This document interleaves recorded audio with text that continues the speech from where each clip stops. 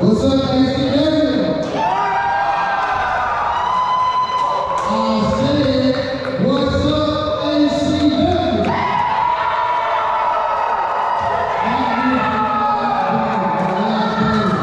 First of all, I'm so happy to see y'all.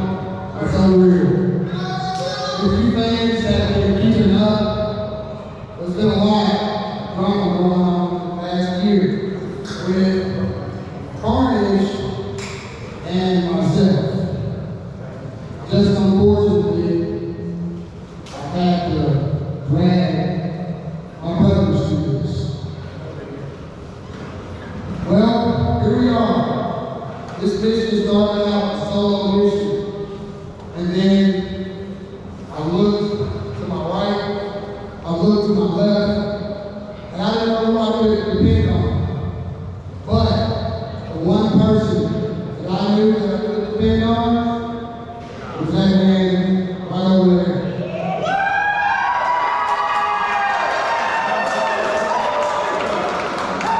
You see, in my desperate time of needing a real partner, I got him. And we were very successful. How successful were we, Joe? We were so successful that we won the Havoc Championship Wrestling Tag Team titles on our first night together.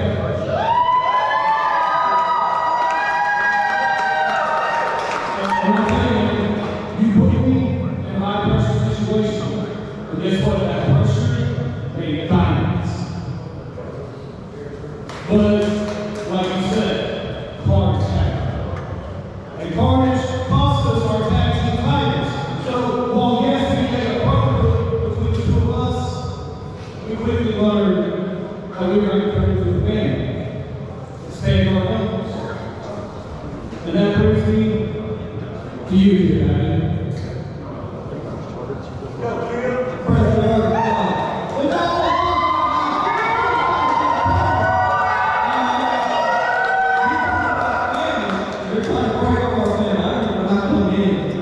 This guy right here, we had nobody.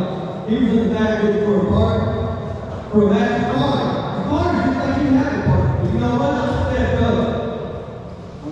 And they have done a lot for me. But you know what? I felt like I was sick but not hurt. So I had to go find somebody. I went and looked for 30. And you know what? I thought we needed somebody a little Eric. You know, this man right here.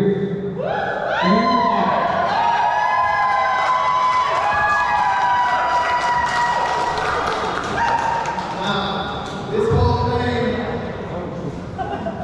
I wanted to be solo, but I was hard-headed, and I quickly realized I needed to be behind my back. And that's when everything into play. But we're not here talking about money. We're not here talking about that. We're here today, but tomorrow is a good birthday.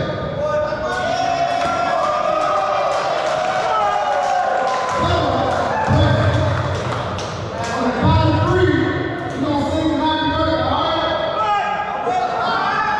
1, 2, 3.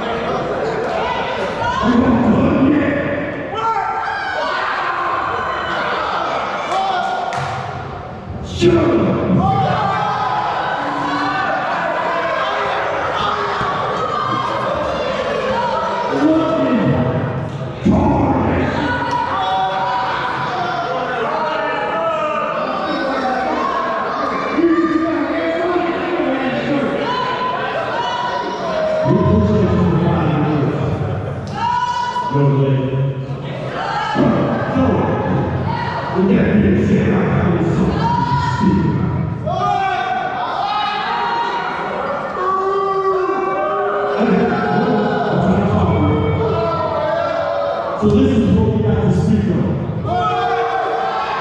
We're supposed to be back. That's right. I want to hear that's the HCW guys. What's the other saying they chill? So I'm not to chill, and I'm going to keep my food.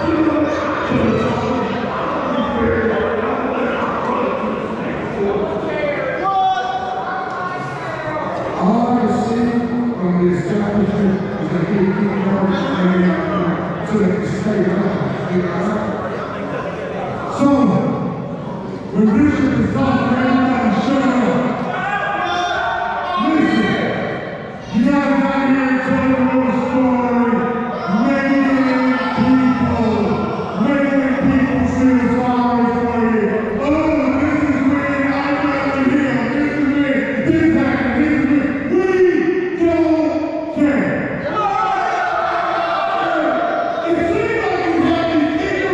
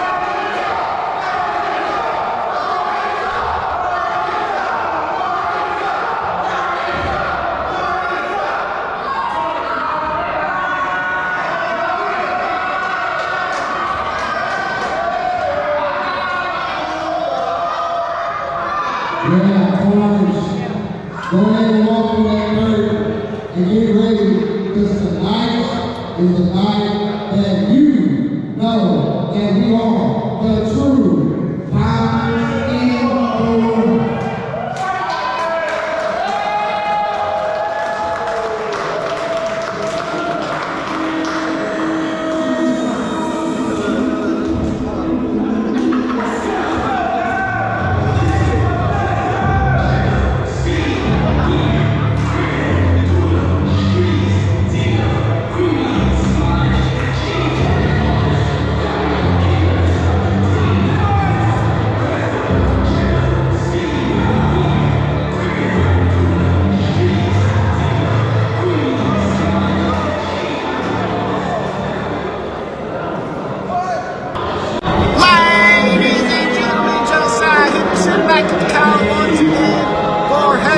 Championship Wrestling, Hoppin, Havoc, yes ma'am, ladies and gentlemen, yes indeed.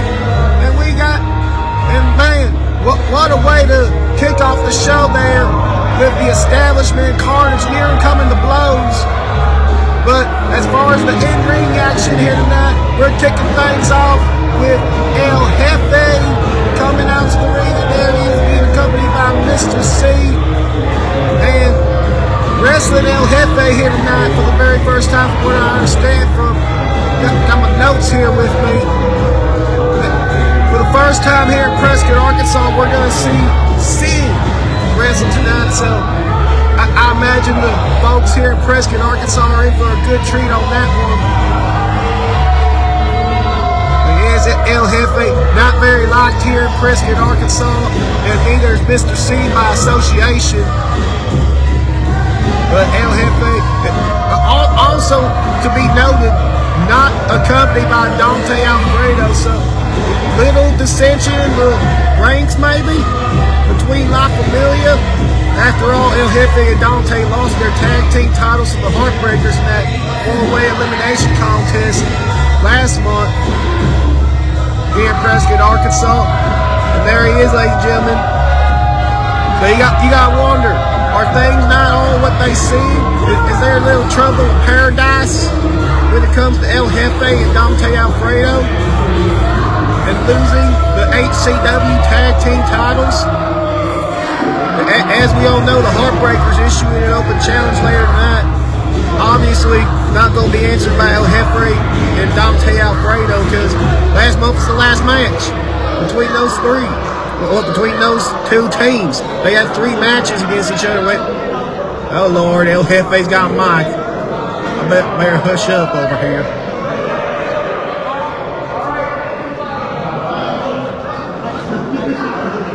Tonight is not the night, you stupid Americans. I am not in a good mood tonight.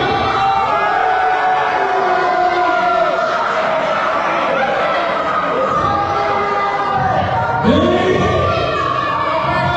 I know you're watching this.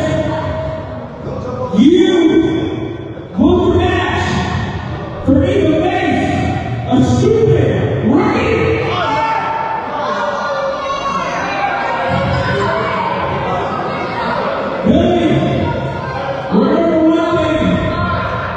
The best of this company is not establishment. It's not carnage. It's me. I'm the one who has carried this company on his back. I'm the one representing this flag everywhere I go.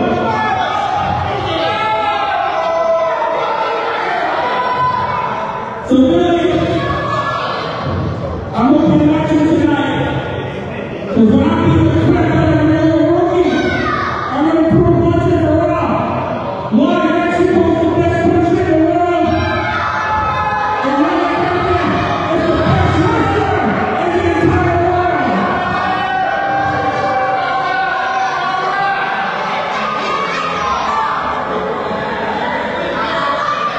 Well, obviously, it goes without saying that obviously HCW doesn't always agree with the words being spouted by the talents that perform here, and that definitely is the case anytime El Jefe opens up his mouth. El Jefe obviously not happy with the situation he's in tonight. Thinks it's beneath, and there he is, ladies and gentlemen. There he's Sin. First time here in Prescott, Arkansas for HCW, and obviously El Jefe's not happy about having to wrestle a rookie. Wait a minute. Oh, Sin's grabbing the mic. Let's see what he has to say.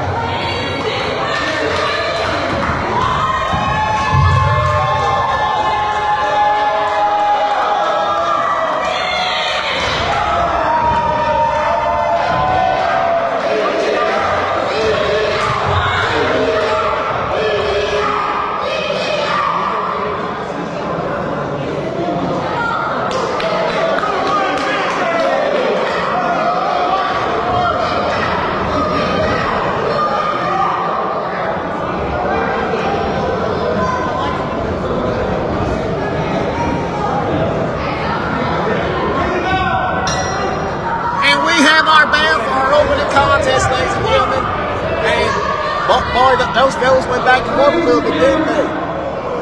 So, obviously, this may not be a very clean matchup after the words we just heard be exchanged by Sin and El Jefe. El Jefe stopping the young competitor from moving in on him. Obviously, El Jefe, I guess, isn't fully ready. Which, I mean, you got all day, you got all the time in the back to stretch, jump around, move around, do everything else. It's just a mind game with El Jefe more than anything. And now, locked up by El Jefe and Sin. First time we're seeing him here in Prescott, Arkansas. It is definitely going to be interesting to see what type of style Sin brings to the ring with him. But, I mean, obviously, looking at my statures, El Jefe shoving Sin into the corner. So, it's looking just by from the early goings that El Jefe is going to have the power advantage over this rookie, as he calls him. Wait for it like again, but Sin got to go behind. And, dropping El Jefe down, Sin's on top. And El Jefe got himself rolled over to the ropes, ladies and gentlemen, so the referee has to force a break. El Jefe, wait a minute. Oh my goodness, ladies and gentlemen. El Jefe is not going to like that one bit. Sin just walked over to El Jefe and just patted him on the face like a little child, like a toddler. Oh, I guarantee you that blood's got to be boiling inside on El Jefe after that one. Look, El Jefe wasn't charging in, but Sin with the takedown. Oh. El Jefe was able to counter the takedown to DDT Sin right there. That veteran experience by El Jefe. But now Sin backing up El Jefe in the ropes now, sending El Jefe off. And, oh, arm drag takedown by Sin. Now working on that arm. Same speed, Sin trying to work. Wait a minute, another arm drag takedown. Sin is kind of working in that same ballpark that El Jefe doesn't wait. He'll try to go for a submission there, but El Jefe won't him up.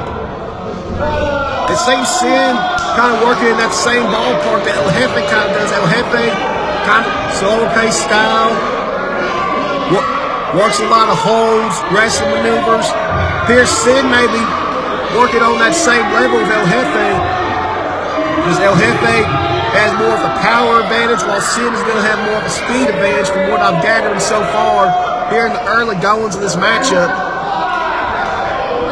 So it's definitely going to be just a matter of experience and power versus speed and youth, in a sense, since the base styles, from what I've gathered, since the base styles of both these men are similar.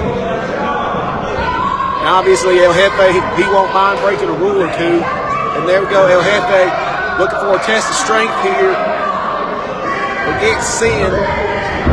Oh, just a dirty kick right there, cheap shot, if you will, on Sin. And now backing up Sin, putting him in the corner after a couple shots, and now just delivering the blows in the corner. Now driving that shoulder of his in the center. Oh, what a shot right there. Oh, clothesline in the corner. El Jefe now only taking control of this matchup, ladies and gentlemen. And then Sin's going to be able to get back into this match quickly, because if El Jefe dominates for too long, it may not be a long night for Sin. And it won't be a successful one either. And El Jefe continues to dominate for the long term, and El Jefe just driving the boots and choking Sin now. Now come on! Mr. C now getting involved with that daggone cane of his. Oh, El Jefe got the referee distracted.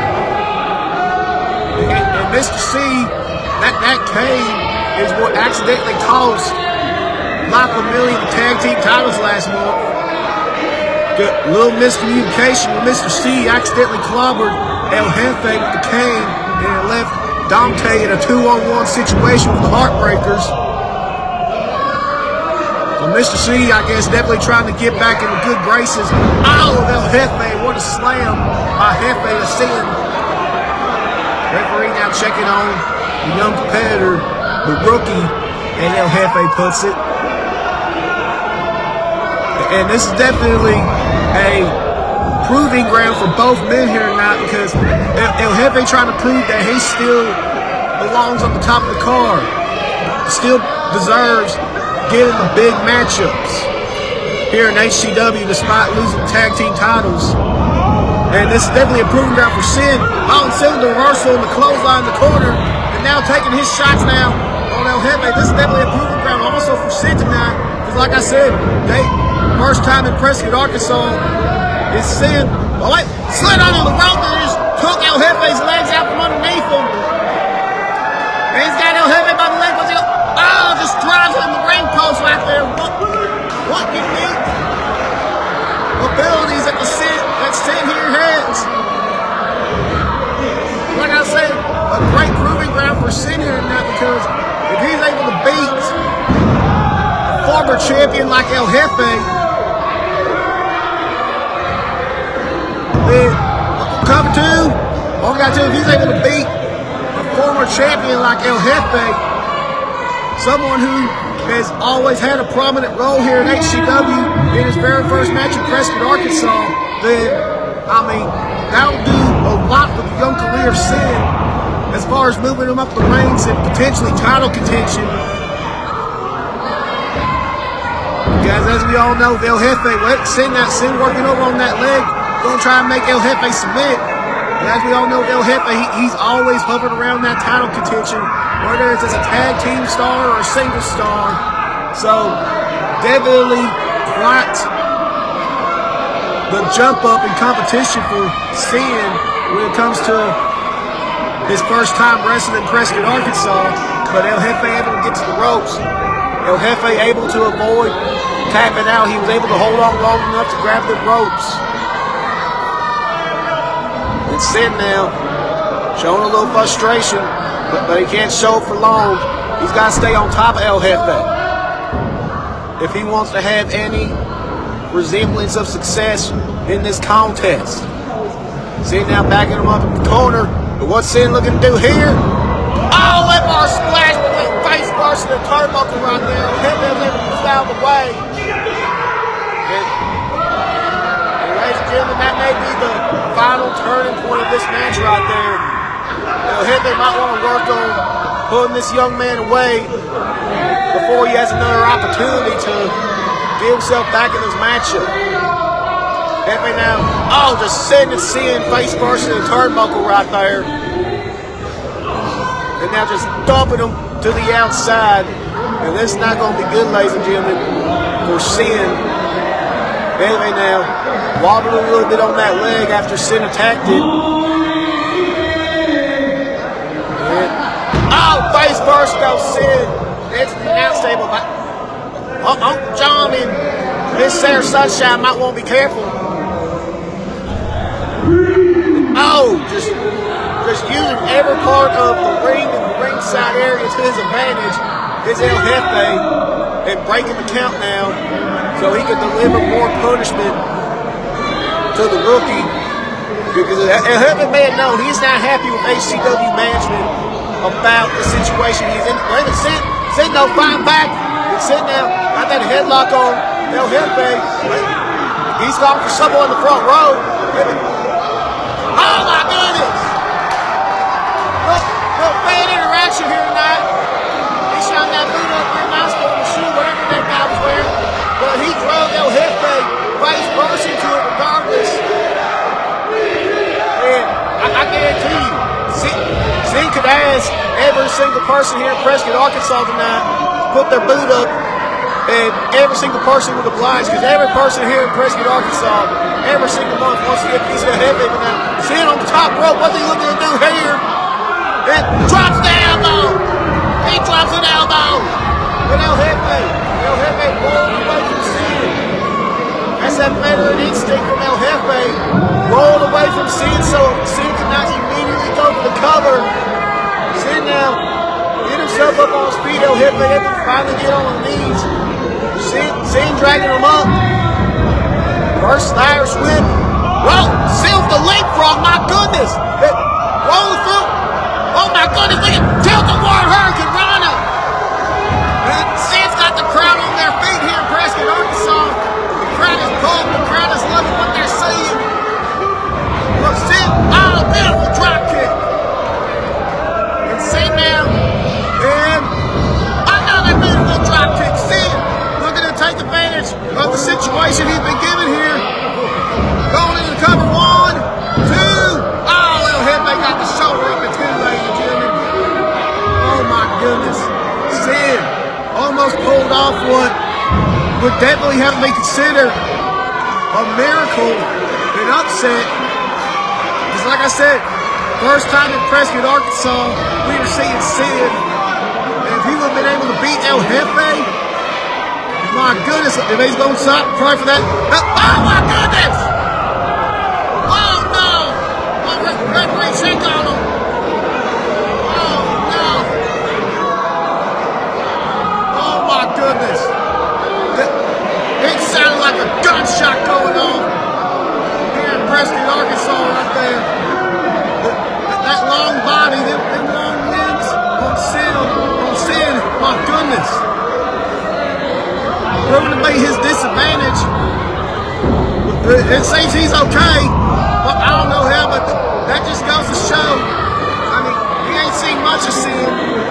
But already I can tell that Sin is one tough son of a gun to be able to still be moving, although if El Jefe has it way, he ain't going to be moving much longer, ladies and gentlemen.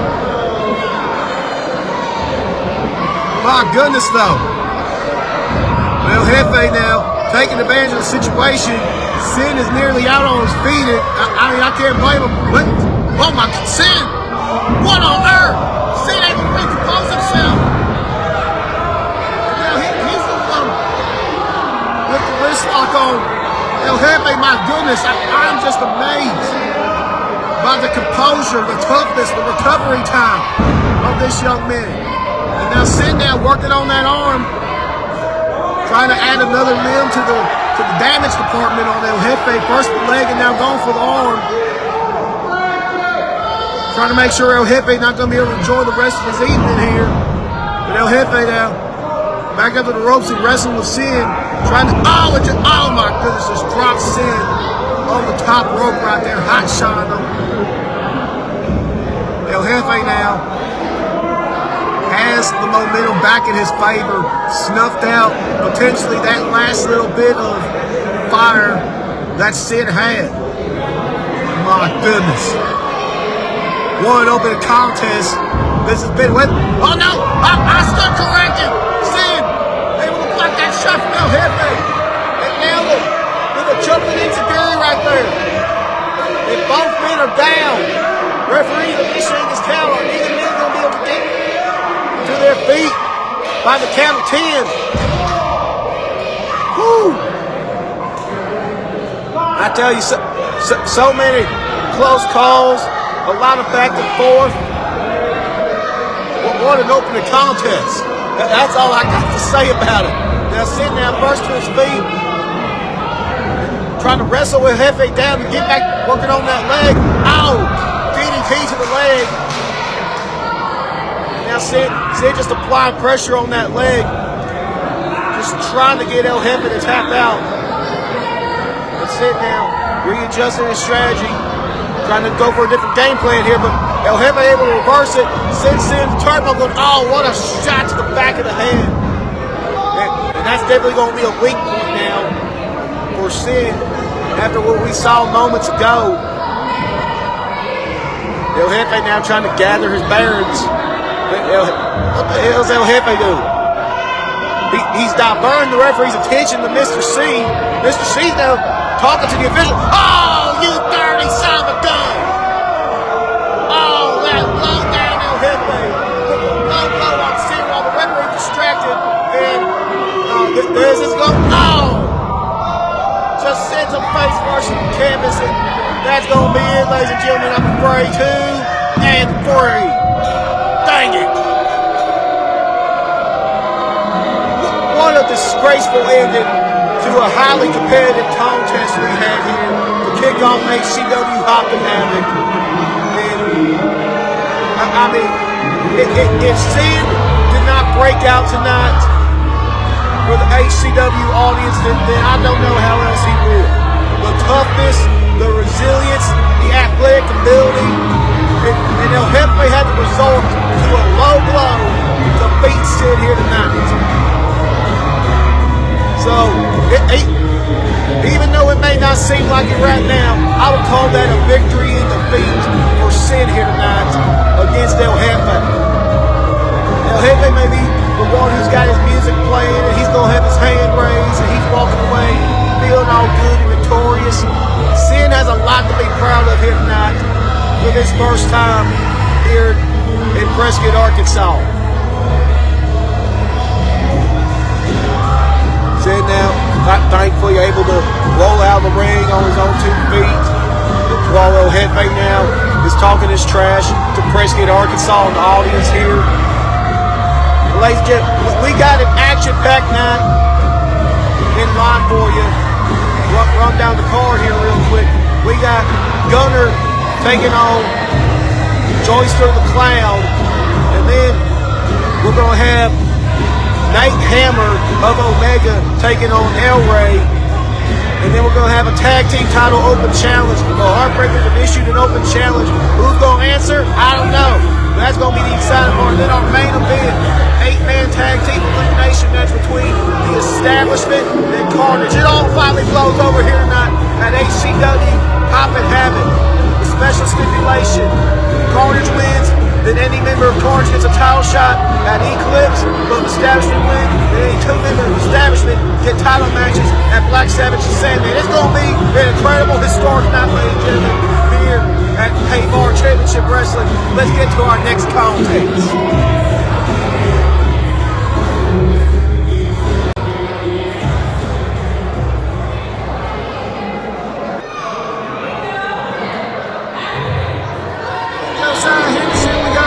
Contest here at Havoc Championship Wrestling, Hoppin Havoc, and a little bit of a card subject to change, last minute replacement here for Gunner, as and there he is, first time we've seen him. I believe last time we saw him was in that triple threat match against Sandman and Matthew DeLuna for the hardcore title, where DeLuna just absolutely wrecked Havoc and wrecked shop on him after losing the hardcore title. That's the last time we saw him. Joyster the Clown. The clown that don't frown, as they say. Looking for a huge opportunity for him here tonight. Looking for his first win in Havoc Championship Wrestling. And he's looking to get it over Omega's Gunner. So this should definitely be an interesting contest here. I do believe this is also Gunner's first singles match here at HCW in many months. I believe the last time he was in one-on-one competition was in December against, at the time, one half of the tag team champions, Dante Alfredo, was his last singles outing. And there he is, ladies and gentlemen, Gunner Grayson, looking to reassert his dominance in singles competition here at Havoc Championship Wrestling. Last time we saw Gunner in Prescott, Arkansas for HCW, him and Nate Hammer returned, and they returned as Omega to take on the establishment's Joey Knight Jr. and Kip Havoc. Was not a good evening, especially for Gunner Grayson, who Kip Havoc was able to pin that night. So Gunner looking to bounce back here and make an example out of his opponent, Joyster the Clown. Trying to bully old senior referee Todd. I do not think, it's not in my notes, ladies and gentlemen, I do not think that Gunner has a fear of clowns. So, as long, it doesn't seem he does have one, so as long as he doesn't have one, he should be good here tonight. I'm a hush up while we taking the Miss Sarah Sunshine for ring introductions.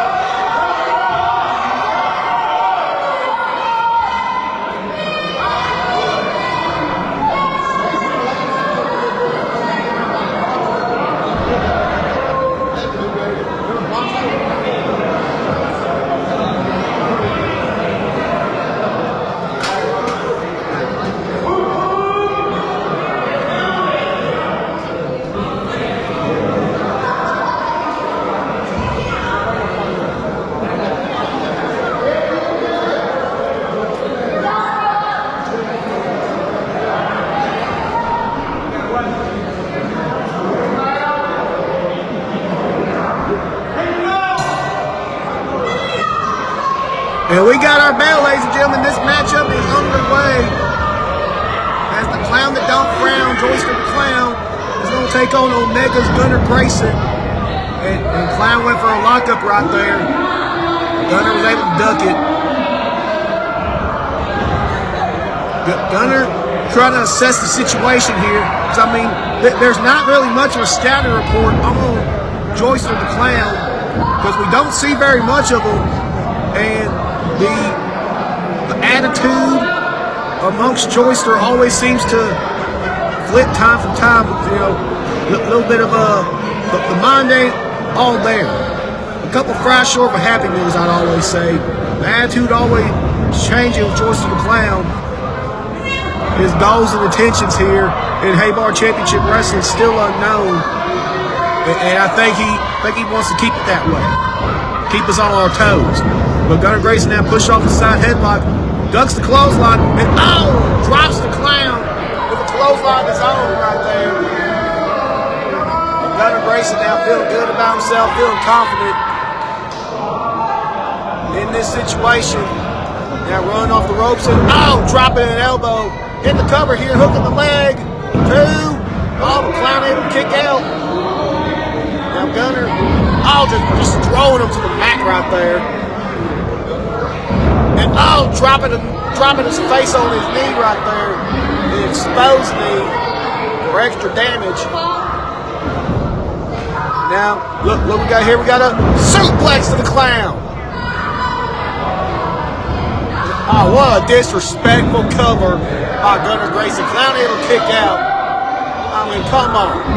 The lack of respect for his fellow competitor right there. Didn't even put him in a full cover, just put his hand on him.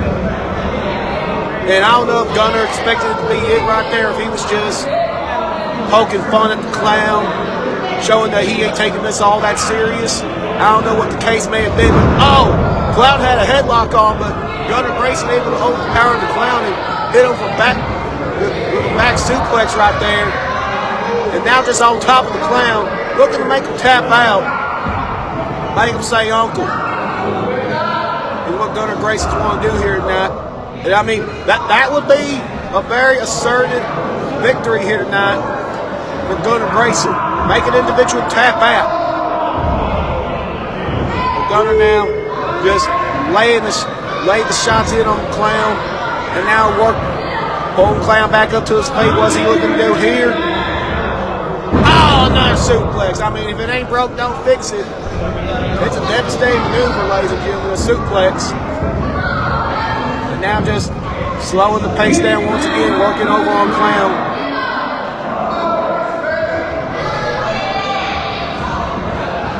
And Gunner Grayson here, looking to make a name for himself here in HCW, especially under the guideship of Nate Hammer, who's had a very successful career here in Haybar Championship Wrestling, as we all know. Now the Clown's on the outside now. Gunner Grayson going to fall. Referee, senior ref Tom trying to back up Gunner Grayson now. And the Clown now sliding back in the ring. Match kind of at a reset here now. Both men on equal footing. Got locked up now. And Gunner Grayson now at the side headlock. Gunner Grayson reasserting that dominance over on Clown. Clown setting him off this time. And clothesline by the Clown. Down goes Gunner Grayson, and Gunner rolling to the outside. We now believe Gunner was expecting that from Joyster here tonight. And once again, card subject to change. Clown coming in at the very last second as opponent for Gunner. So while many may see that as a disadvantage for the Clown, it could also be a disadvantage for Gunner Grayson, because even though Gunner was expected to compete here tonight, he had a completely different opponent in mind, a way different opponent than the one he has in front of him.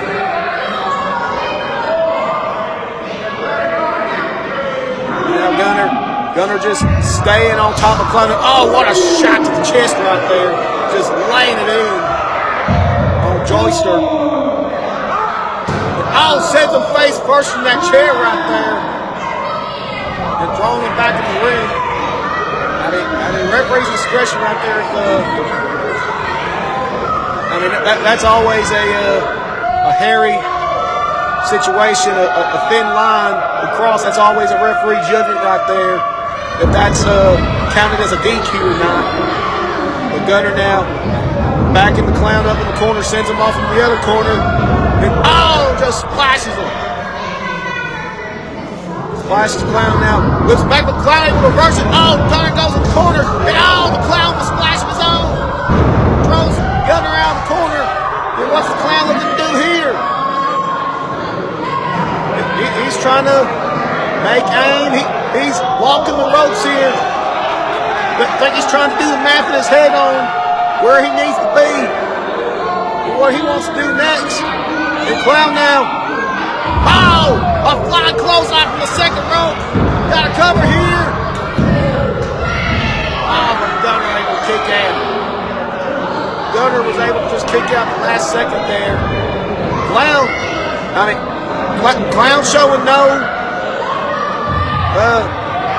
care for his body whatsoever right there, just flying through the air right there with guard. That's what the word I was looking for. That's the word of the day that Josiah Henderson was looking for. Clown showing no regard for his body right there, just throwing it like a weapon. That Gunner Grayson right there with the clothesline almost put him away. So if Clown is able to keep the if Clown's able to keep the momentum in his favor, but Gunner now looking to stop that right there. Just dropping him with a back suplex right there, bro. Lifting him up. That did it. That did it, ladies and gentlemen. It put the Clown away. Gunner Grayson with a unique variation of the back suplex right there. Setting his opponent up in a higher elevation than a normal back suplex, and that seemed to do the trick there on Joyce to the Clown. Gunner Grayson with a singles victory. That's one. And Gunner's very happy with himself about being victorious tonight. Is that a thing? Things to come? A sign of things to come here tonight in Prescott, Arkansas? Is Omega going to have a clean sweep? We'll find out next as El Rey's taking on Nate Hammer. Ladies and gentlemen, welcome back to the program. And our next contest here at HCW Hoppin Havoc is going to be quite the interesting one, ladies and gentlemen, as the #1 contender for the social media title, El Rey, is going to take on Omega's Nate Hammer, which these two men have been having an exchange of words on social media. So it's definitely going to be see how this contest breaks down as we get going. And there he is, ladies and gentlemen. The crowd here in Prescott, Arkansas, love him. It is El Rey. Last month, as I said, peep the back of that shirt, ladies and gentlemen. Respect. And that's what El Rey is hoping to beat. Even though it says earn, not given, I think you can beat it in someone too. And El Rey's hoping to beat the respect into Nate Hammer here tonight. But ladies and gentlemen, El Rey last month got what many would be considered, considering the circumstances going on in the match, an upset victory over Black Savage, simply because Carnage, their tactics of the switcheroo, where Bishop and Black Savage switch out of the ring, they finally got caught. The referee finally caught them, and El Rey was able to take advantage and pin Black Savage last month in a non-title match, thus earning him a future shot at the HCW social media title. So, but that's definitely going to be interesting to see how that plays out, considering the 8-man tag team elimination match later on tonight between Carnage and the Establishment. If the Establishment is able to win, then, well, someone else is going to be lined up for a social media title opportunity from the Establishment, and also a hardcore title opportunity. So, those potential developments could shake the title scene here in Haybar Championship Wrestling. And then what could also shake the title scene for the HCW social media title here is if Nate Hammer is to beat El Rey tonight. I know Omega, they got their sights set on tag team gold here in Havoc Championship Wrestling, but if Nate Hammer is able to get a singles victory over the current #1 contender El Rey, then well, maybe the conversation then turns to Nate Hammer also getting a title shot, which that could not go well for Black Savage. Black Savage thinking about the potential opponents down the line. He already has El Rey, and ladies and gentlemen, there they are. There he is in the very back. He's got his crew with him up front, but there is Nate Hammer of Omega, and Gunner all smiles, Gunner Grayson. Of course he would be. He got the victory just a few moments ago over Joyster the Clown in what was a last-minute replacement of his original opponent. So Gunner holding his head held up high in that situation. He was able to deter Joyster the Clown and get a singles victory. So maybe Omega's gonna build themselves up some momentum here tonight. They're coming back and they're taking aim at the tag team championships somewhere down the line, hopefully, if they collect enough tag team wins. But Gunner collected a singles win just moments ago, and Nate Hammer's able to do the same. And well, maybe these men put themselves at the front of the line for a couple of singles opportunities. You never know. You just never know how things here are going to shape up at Havoc Championship Wrestling, what the owners are going to make their decisions in that regard. But enough of my talking lips. Let's. I'm going to find something time. I'm going to sit down and special guest referee for this match.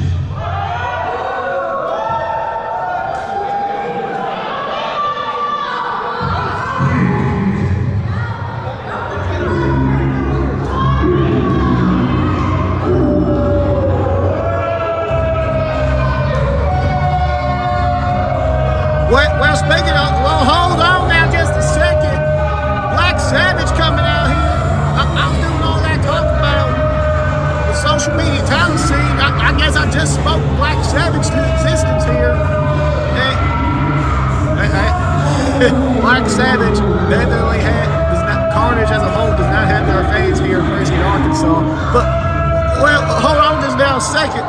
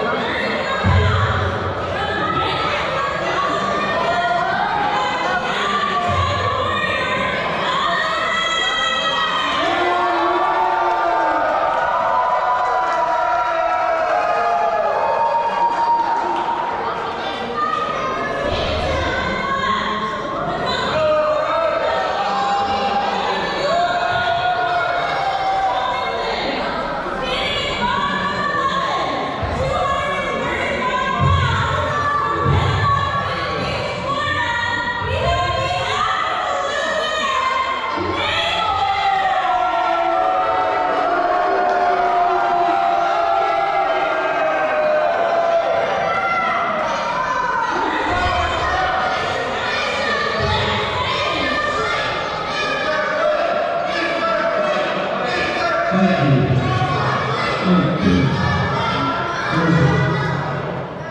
is the punch card thing, man. I want you to go back in my room. And tomorrow, I personally get you a lot of similar business so we can celebrate the fact that HCW is going to go to the national extinct.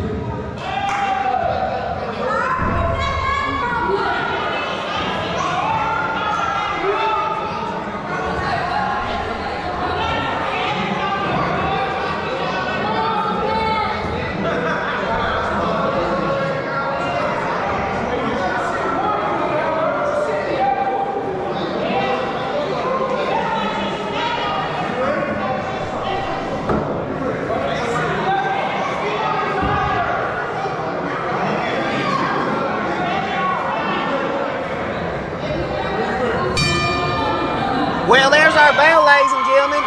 And, well, what an interesting development here we got for this contest. Black Savage is the special guest referee. I don't know how he talked himself in that one. You know, I was just talking about HCW management and making decisions, and I was hyping up the social media title scene.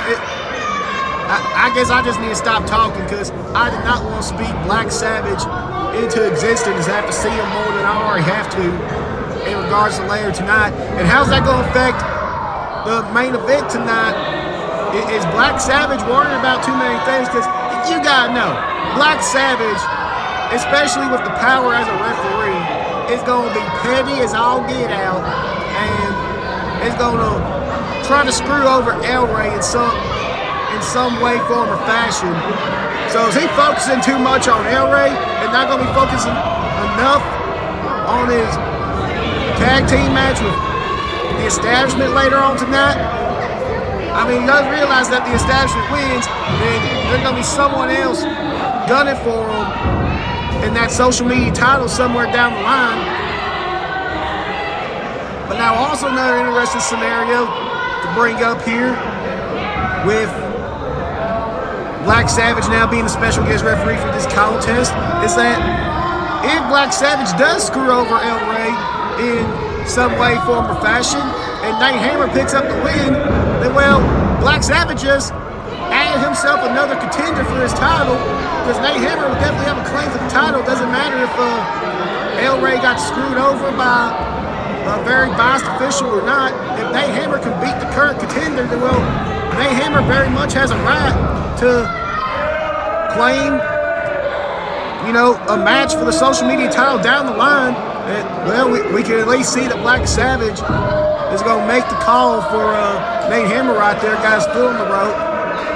We can at least, so at least we know there'll be bias at play later on in the match if El Rey is to get his hand or foot on the rope. We know Black Savage's vision's working fine right there.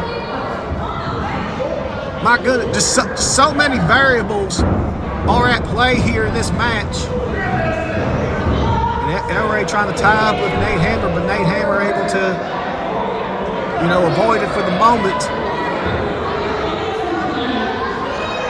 Man, oh man, what a night we've had here so far at HCW Hoppin Havoc. We opened the night with El Jefe. As far as in-ring competition, we opened the night with El Jefe getting the victory over Sid, who made his Prescott, Arkansas debut for Haybar Championship Wrestling. And then, like I said earlier, moments ago, Gunnar Grayson got the victory over Joyster the Clown. And now we have our third contest of the evening with Nate Hammer going against El Rey. And once again, Black Savage asking for the clean break right there. As soon as Nate Hammer got on the ropes, he was on El Rey to break the hold that El Rey had on him. So it's going to be very interesting to see if Black Savage's eyesight becomes very wishy-washy as the match goes on. And if El Rey ends up finding himself in the same predicaments that Nate Hammer was in, El Rey have a nice go behind and takes over Hammer. Looking to work on him some more here. Just wear Hammer down. As we all know, El Rey very technically sound in his abilities, and Nate Hammer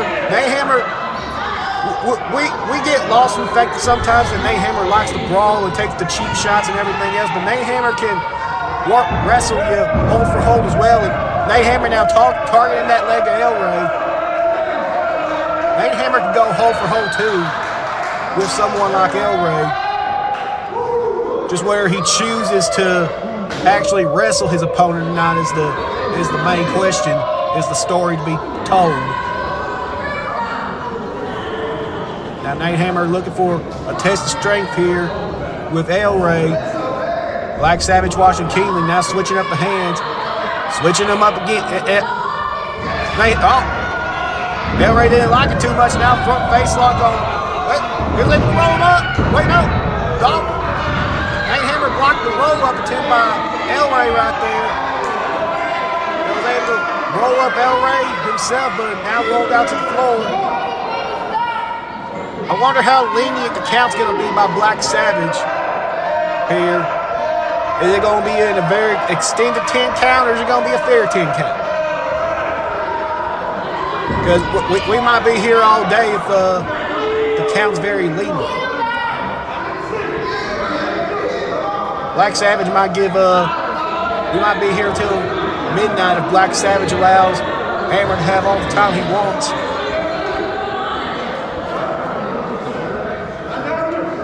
Now both men taking their time here in the early goings of this contest, sizing each other up, trying to get a feel for each other.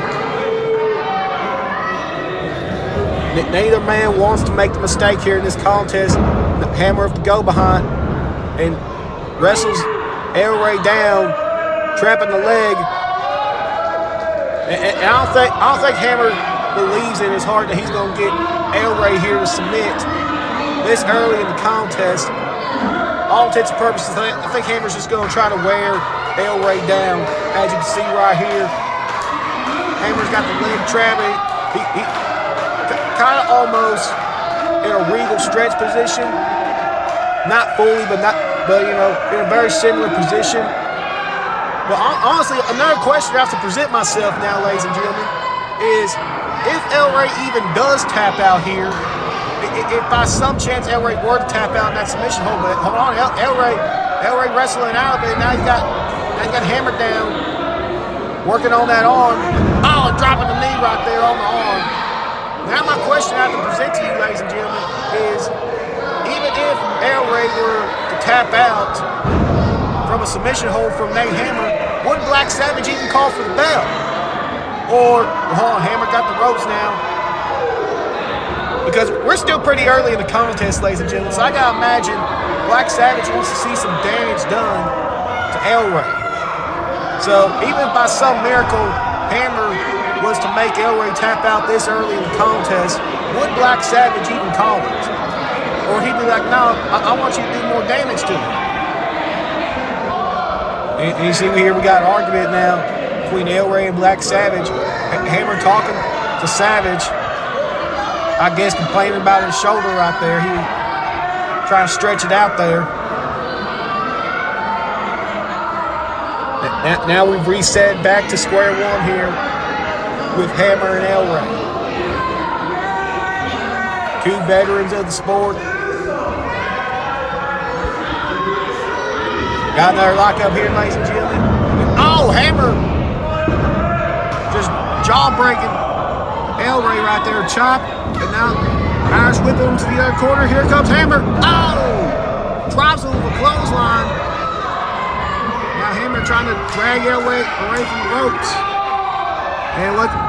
Oh! Just dropping the head. But, I mean, even if it was definitely in the midsection, even if it was a little close, or even if it was, south of the belt right there, I don't think Black Savage would call it. So I don't think Nate Hammer has much to worry about in that situation if he did drop it a little too low. But Hammer now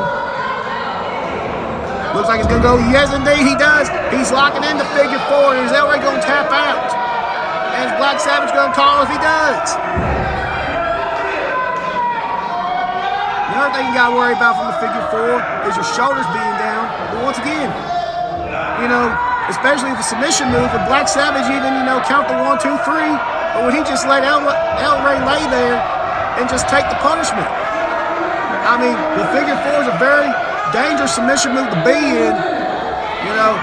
So, I mean, if I'm Black Savage, you know, and I'm not a terrible human being, but if I was Black Savage, you know, I just let, you know, El Rey lay there in pain. But El Rey able to reverse the pressure of the figure four, and now Hammer's the one in excruciating pain, but he gets the ropes. And now Black Savage telling off El Rey, telling him to release the hold. So at least we know Black Savage now knows the rules, so I can really dog on him later on when he breaks them. Because now we know for sure that he knows the rules. He can't claim to be stupid anymore. He may look stupid, but he can't claim to be it.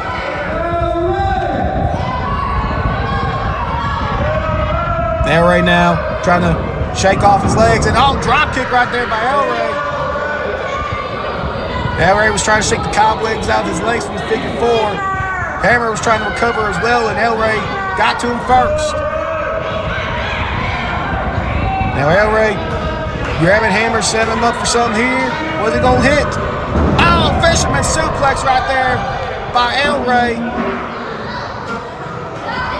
El Rey now seems to have the tide of the matchup brought back into his favor.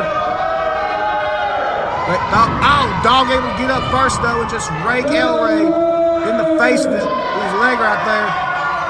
The leg of his knee. And that's just got to be the damage. Oh, what a kick right there by Dog. And that just has to be the damage that El Rey suffered in the figure four right there as to why he wasn't able to get up faster than Dog. Because El Rey was in that figure four for quite a little bit. Wait a minute now. Hammer now, excuse me. Oh! Just driving El Rey's arm into the ring post right there. Hammer, I better specify Hammer. It was Hammer that drove El Rey's arm into the post right there. I don't need Gunner or Hammer fighting Josiah to have conversation with. I try to avoid conversation with them at all possible. You know, it just delves into this diatribe of talking about themselves and how great they are. Which sounds like a lot of folks here in Haybarn Championship Wrestling. One of them being Black Savage in the ring right there. So no wonder Black Savage wants to be special guest referee in this match. He gets to oversee potential destruction of one of his future #1 contenders, but he gets to surround himself with other like-minded folks who likes talking about themselves. Savage trying to keep El Rey back from going to the floor where Hammer's at. Savage though turning around. Oh! How convenient! How convenient right there. Yeah, when Black Savage turned his back, Nate Hammer was able to grab the chair and just drive it into El Rey's skull. And yet, I mean, it took long enough. I mean, I will say this, I am surprised that Hammer at least tried to act like he was going to, you know, win this contest the old-fashioned way for the most part. But now we know for sure that Hammer's going to delve into the madness of it. He's going to take advantage of the situation that he's been given out, dropping the knee on the El Rey. Got cover here, 1, 2. Oh, kick out by El Rey, and I will say disrespectful son of a gun right there. Grabbing El Rey's gear and just putting it on his head. And now Hammer looking to just wear down El Rey here. I will say though, what a vicious chop right there by Nate Hammer. I will say I am a little surprised. You know, that was a fair-looking count by Black Savage just moments ago when Hammer had El Rey covered. Oh, and El Rey once again going back to that knee of El Rey. But maybe that goes into one of the points I had earlier. Even if Black Savage could call for the bell for a submission or pinfall against El Rey, would he? And I'm guessing Black Savage is going to let Nate Hammer drag this out for as long as possible just to make sure that his future social media title challenger is as weakened as possible for whenever they meet, wherever that may be down the line. Oh, and Hammer just dropping the knee once again. Just methodically attacking El Rey here and dragging him out of the corner. El Rey goes flying. And that's not a good situation for El Rey, ladies and gentlemen. And Hammer dropping the elbow. Going to the cover here. 1, 2. Kick out by El Rey. And Hammer Savage now having some words. I think Hammer was probably looking for a little bit quicker of a count. So, I mean, just because Hammer's in a good situation to deliver punishment, you know Hammer's also thinking, hey, if I get the win here, I can also get a social media title shot down the line. You know that's what Nate Hammer's thinking in the back of his mind. So, while Black Savage may want Hammer to drag this, speaking of dragging, Hammer just dragged El Rey into the second rope right there by his arm. But Hammer's got to be thinking like, hey, Savage, I get it. You want me to beat up El Rey, and you're going to help me do it, in the best way you can. But I want to get the victory and get out here. And, maybe we can talk about a title match later down the line for doing me dirty. That's what Hammer's got to be thinking about this situation. And then El Rey's just thinking about trying to survive at this point. I mean, this is basically a 2-on-1 handicap match. El Rey getting back in the fight, clothesline in the corner. And now Hammer just flopping down out of the corner right there. And like I was saying, El Rey just trying to survive at this point. When it comes to this matchup, El Rey now, he's going to the second rope. What's he looking to do here? El Rey looking to fly. And drops the axe handle to the back of the head of Nate Hammer. El Rey now crawling.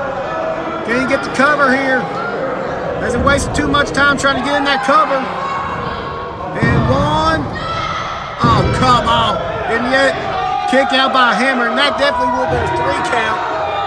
El Rey definitely laid in that axe handle good to the back of the head of Nate Hammer, but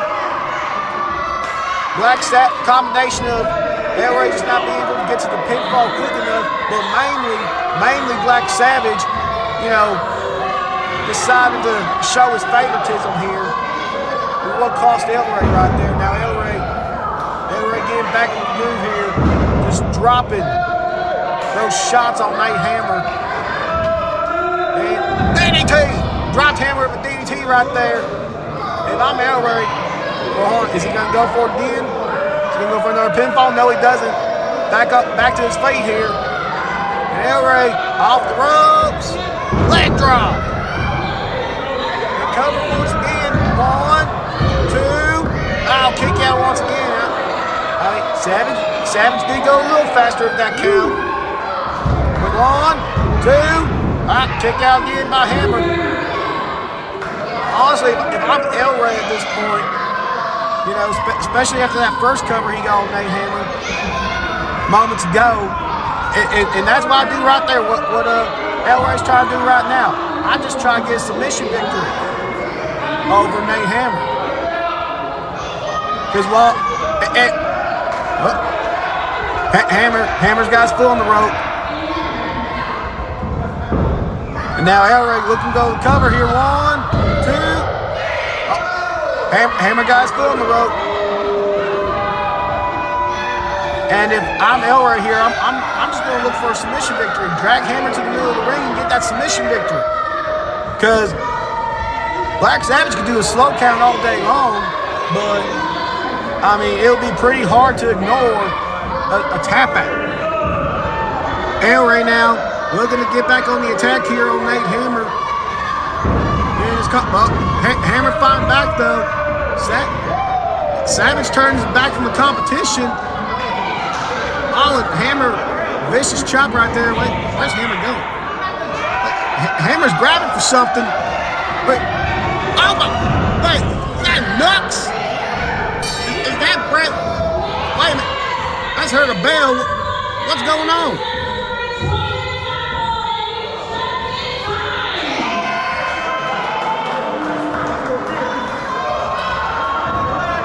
Well, as just announced by Miss Sarah Sunshine, we reached a time limit draw here. And Black Savage walking away and Nate Hammer celebrating like he won something. That dirty dog, he dropped El Rey with some brass knuckles, I believe that's what those were. And we had a time limit draw here. My goodness, what of a turn of events here. Nate Hammer, that is a dirty individual, that disrespect towards El Rey, walking away like he's a victor. But I mean, this bears the question asking, you know, time limit draw, does this give Nate Hammer a right to potentially challenge for the social media title down the line? Because I mean, he didn't beat El Rey, but he didn't lose to El Rey either.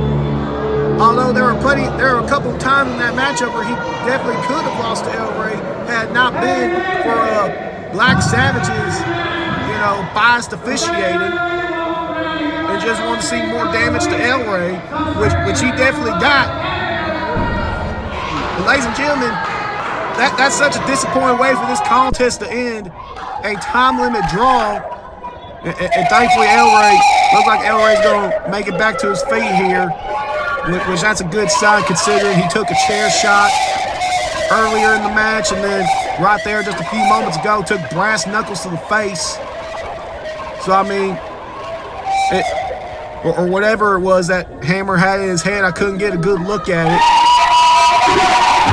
But in any event, El Rey's gonna get his. He's gonna get his get back at Black Savage somewhere down the line. Ladies and gentlemen, to bring the mood back up here from this current situation, we got HCW Tag Team Title Open Challenge. Who's gonna answer the call? Let's find that out up next. All right, Havoc Championship Wrestling fans, we are in our next contest, and it is time for the open challenge that the Heartbreakers have issued. They say it out to the world. Any tag team that wants a piece of the Heartbreakers and HCW tag team titles, they can come and get it. And there they are, ladies and gentlemen, Adam Shepard and Kyle Love, your brand new HCW tag team champions of the world. They won those belts last month in a fatal four-way tag team elimination match. Finally getting the titles back from La Familia. And of course we had all the chaos involved with Carnage and the establishment adding themselves in that matchup. It was just a crazy, chaotic scenario that was last month. But the Heartbreakers overcame the situation, ladies and gentlemen, and they walked away as your tag team champions.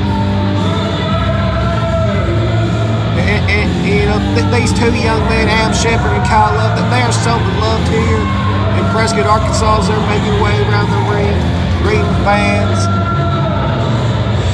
I mean, talk about two individuals who deserve the success that they are having here in Havoc Championship Wrestling. And it's these two individuals. And Adam Shepard has grabbed the mic here, so I guess he's about to deliver a message to us, ladies and gentlemen.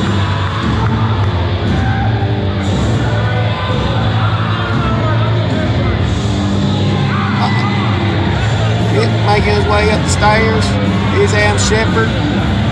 Kyle Love still he's making sure he fist bumps everyone before he gets to the ring, ladies and gentlemen.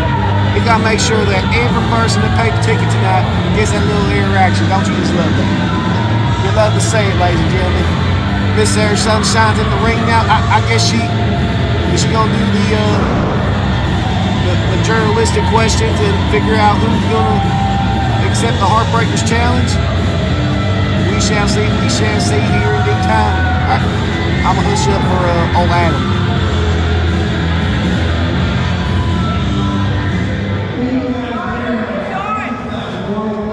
She lied to you. She lied to you. That's what it is.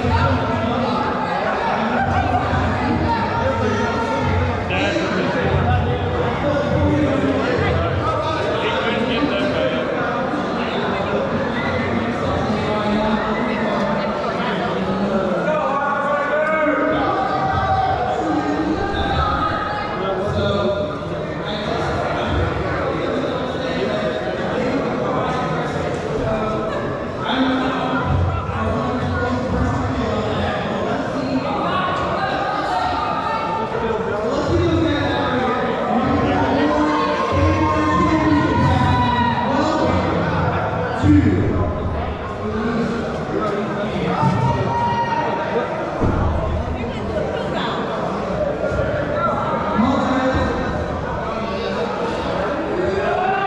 Well, hopefully we're about to find out here in just a few short moments on who's going to answer the call of this open.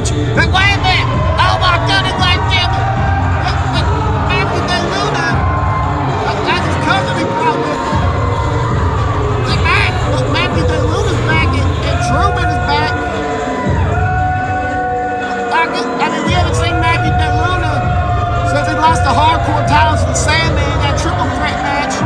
I mean, if you remember correctly, DeLuna wasn't pinned in that triple threat. Joyce the Clown was. So Matthew never lost the hardcore title, you know, in a sense. And Truman, hold on, I'm trying to like think in my head mentally. I have any notes prepared for these two. I wasn't expecting them to show up. But if memory serves me correct, we ain't seen Truman since August, I believe. It was also a tag team title affair, the fatal 5-way elimination match that also had the Heartbreakers in it. DeLuna's grabbed the mic, so I better hush up for him real quick.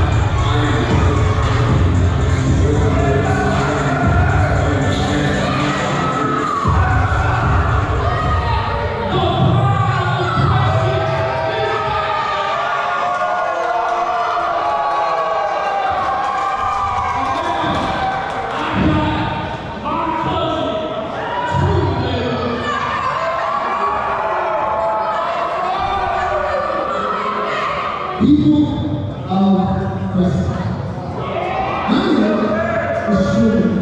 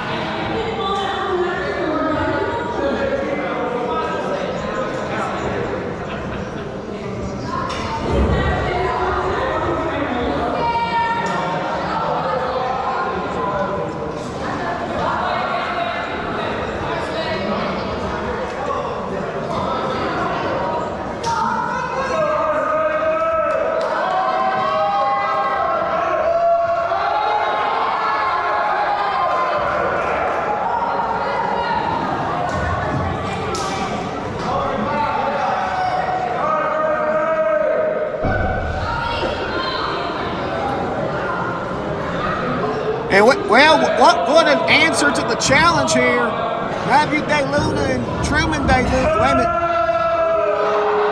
They're looking for a positive reaction here in Prescott, Arkansas from these people here.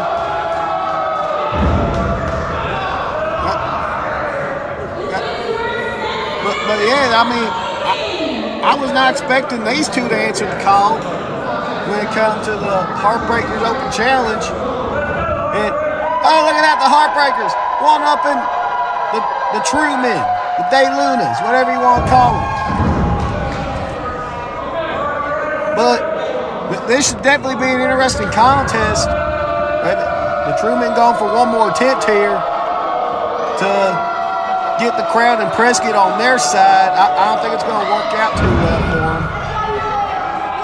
They don't exactly endear themselves whenever they come around these parts. And there you go, ladies and gentlemen, the Heartbreakers once again. And of course, typical DeLuna fashion, whether it be Truman or Matthew, just assaulting their opponents from behind. Truman just roughing, Truman and Kyle just going at it on the floor and roughing each other up. Oh, face first goes Kyle with the ring post right there. That is not a great start for the tag team champions. And I mean, if I'm Matthew and Truman, I'm trying to end this as quickly as possible. Because, I mean, Kyle may be making up his way up to the apron, but, I mean, he hit the ring post. He may be showing, he may be putting up a front that he's okay, but he may be all kinds of scatterbrained and everything else still. So if I'm Truman and Matthew, I'm keeping Adam Shepard in that ring and trying to get this match done as quickly as possible, because you also got to consider the surprise factor that they have going into this contest. Because, I mean, this was an open challenge, and that's all. And, oh, look at that, DeLuna pulling Adam back into their corner by his hair while Truman has the referee distracted. And, oh, but Adam able to get out of the corner and now just taking his shots on Truman. And another thing that DeLuna have going for him is that there's not really much of a scout report on Truman, because an axe handle from Truman. There's not really much of a scout report on Truman because, at least to my knowledge, this is only his second match in Haybar Championship Wrestling. Now Kyle Love working over on Truman DeLuna. Here's in the early goings of this tag team title contest.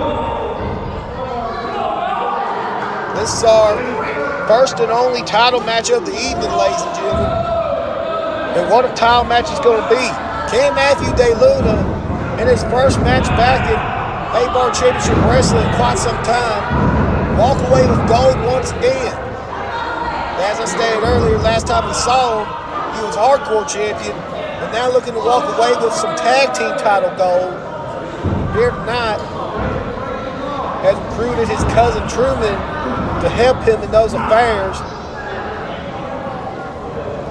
But I don't think the Heartbreaker's going to allow that here tonight. Kyle sending Truman off the... Oh, what a clothesline right there. After sending Truman off of the rope, we got a cover here. One. Oh, kick out. Going to do a lot more than that. And we're definitely going to see what Truman is made of here tonight in this tag team contest. Kyle getting the tag back to Adam Shepard. We're definitely going to see what Truman is made of here in this match tonight, because that last match we saw him in, the Fatal 5-Way Elimination Tag back in August, I mean, it's a Fatal 5-Way. 5 teams. They really didn't have an opportunity to showcase his skills and abilities, which is why I say that there's not really much of a scout report on this guy. So, if you're the Heartbreakers, I mean, you can definitely take the risk on, maybe Truman's abilities aren't, on par with Matthew DeLuna's, and you take advantage of that. But I mean, Truman's showing that he's got some here. And now dragging Shepard into his corner, tagging in Matthew. And I sense that this is the problem that all the Heartbreakers will not want. Matthew DeLuna, by far more experienced than his cousin. So, Truman choking Shepard in the corner, and the referee called him that time. Referee was able to scout that on this exchange. But yes, this is trouble territory for the Heartbreakers. You definitely do not want the more experienced, the more aggressive competitor, Matthew DeLuna, to be the one taking charge in this match. I mean, in my opinion, just based off of lack of experience, if you were the Heartbreakers, you would want to take, Truman in the ring. Now DeLuna, face first goes Adam Shepard in the corner. And DeLuna now marching around the ring, and here he comes. What a splash in the corner by DeLuna. And Adam Shepard's in a position he does not want to be in. Is he? Yeah. Choo-choo. Adam Shepard just got a face full of, I'm going to hold my tongue on. I ain't gonna make the comment I was going to make. Let's just say that Adam Shepard's probably going to, want to be on diet of mouthwash for the next week. That's what I'll say about that. He's going to have to mouthwash after every meal. And now, Matthew distracting the referee, so that way Truman can take advantage of Adam. But Kyle coming in, Kyle wasn't going to take any more of that. And Adam let Kyle know, like, hey, I can handle this. Wait a minute, Adam taking advantage. DeLuna caught him too long. And now Adam Shepard able to take advantage of, just dropping that leg on the back of DeLuna. And now here's the opportunity for the Heartbreakers. Send it, Matthew able to reverse it and close on Adam Shepard, just snuffed out that bit of hope that Adam Shepard was trying to create for the Heartbreakers there. Matthew just snuffed it out. Now Matthew dragging Adam back into their corner, tagging in Truman. And what is Truman going to do this time around? Truman now, with a full head of steam, just driving out repeatedly, driving the shoulder into Adam Shepard. Snapmare takeover. And there's that experience. Truman just snapmare Adam Shepard with so much force that he almost sent him all the way into his corner. But Truman was able to regain control of Adam Shepard and take him away from his corner in a potential tag with Kyle Love. And Truman's hoping to make Adam Shepard submit here. I don't know if he's going to be able to do it. We know Adam Shepard, we know Kyle Love, we know both the Heartbreakers, and they have a lot in the tank. They have a lot of resilience through both those young men. It's going to take a lot to keep either one of them down. And Truman with a DDT to the leg right there of Adam Shepard, and now back on top, wearing Adam Shepard down. Well, what contest has it been so far, ladies and gentlemen? It has been all the Truman, all day Luna has this contest been. But now Kyle Love, trying to get the crowd behind Adam Shepard, trying to get the crowd behind the Heartbreakers here to get them back in this matchup. It seems to be working. Shepard with the elbows. And now, jawbreaker to Truman. Sends Truman off into the ropes. And a clothesline. And, back elbow. And it seems to be Adam Shepard getting back in this contest, ladies and gentlemen. And he's got Truman up. It just slams him down. Cover. 2. But Truman got the kick out of 2. Oh, man. So close to the Heartbreakers right there. They almost spoiled the return of the true men here tonight. And now both men are down. Who's going to get to their feet first? It seems to be, Truman's on his hands and knees, whereas Adam is still trying to crawl on his belly to Kyle. But it seems to be, they're both going to go for a tag, and they both get the tag. Here comes Kyle. Here comes Matthew. Oh, Kyle coming in with a drop kick. And another drop kick by Kyle. But Luna's still standing. Oh, but the third time is the charm, ladies and gentlemen. The saying runs true. And now Kyle just mounted Matthew Luna, just raining down shots, dragging him. He's dragging Luna to the middle of the ring. And Kyle Love now going to the second rope. What's Kyle Love looking to do here? Oh! Frog splash from the second. 2. And Truman breaks up the pin. Truman was able to save the matchup for him and his cousin. And now Adam Shepard in the ring, just brawling, throwing fisticuffs with Truman. And now they're going to the outside. But Luna able to take advantage in the ring. There's just a brawl on the outside between Adam and Truman. But Luna now backing Kyle up in the corner. Referee's trying to get him off him. Oh! What a chop right there by Matthew. Now Matthew, just clobbering the back of Kyle Love. Come on, Ref. Get him off the ropes. Referee initiating his countdown to get Matthew off of Kyle Love, who was choking him on the second rope right there. Oh, Kyle's fine back though. Kick to the gut and now driving the shoulder into Matthew Luna repeatedly. And sends him off into the corner. What's Kyle Love looking to do here? Oh, splash in the corner. And Kyle tried to send him into the other turnbuckle, but Luna was able to counter and just drags Kyle Love down by his hair. The referee's giving him a talking to about that, about grabbing on the hair. And once again, this match has turned completely in the favor of Matthew and Truman Luna. But Kyle Love, the jawbreaker right there. And Luna now backing up to his corner, and Truman tagging his cousin out. And Matthew grabbing Kyle, but Kyle's able to fall. Did he get the tag? I ain't seen the referee call for the tag, but Matthew dragging Adam Shepard in the ring. I believe Kyle did get the tag though. But and Truman with a spear to Adam Shepard. Wait a minute. Kyle Love rolling on Truman. Hey, he got the feed. Wait a minute.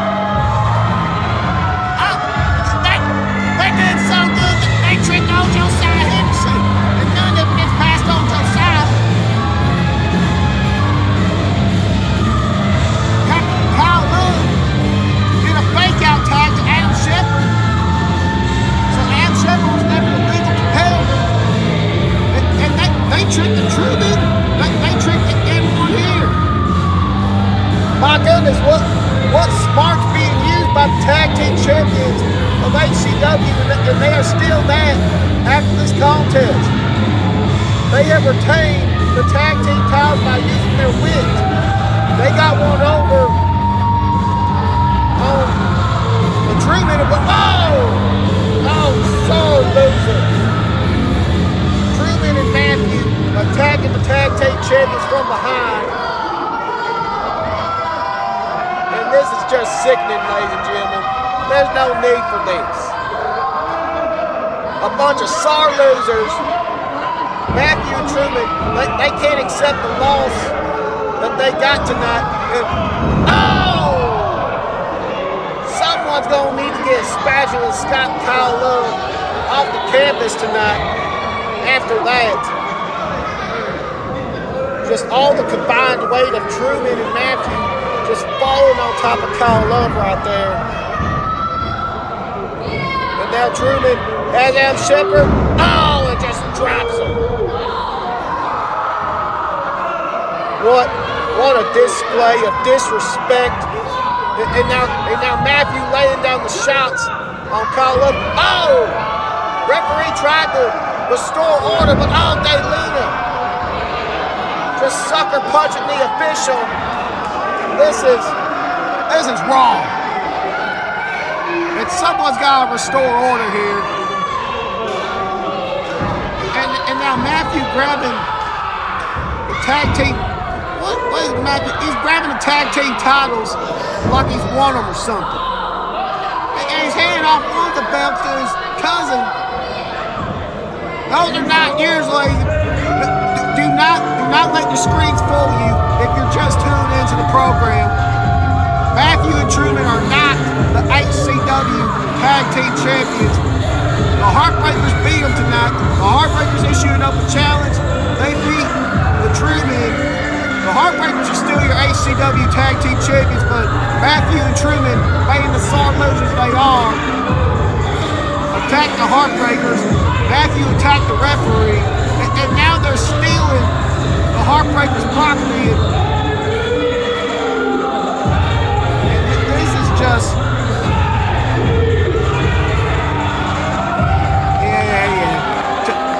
claim yourself to be the tag team champions all you want. It ain't gonna change the fact that the record books will show that the Heartbreakers won this open challenge. They are still the HCW Tag Team Champions. And I think Kyle Love is coming to the realization of what just happened. I think Kyle Love is realizing what just happened. Man, this is just an atrocity. Something needs to be done about this, ladies and gentlemen. I mean, you can't just go around attacking officials just because you lost a match and attacking competitors post-match just for the, like, what did that do for Matthew and Truman? It does nothing. It changes nothing. And the Heartbreakers, I can't even imagine what's going through their heads right now as they're talking up at the stage. Wait a minute. I think someone told them that, hey, Truman and Matthew walked out that way, and the Heartbreakers going through. Adam Shepard's walking out of the building. I think he's trying to find Matthew and Truman. And folks, I don't even know what to say. Let's get to our main event, ladies and gentlemen.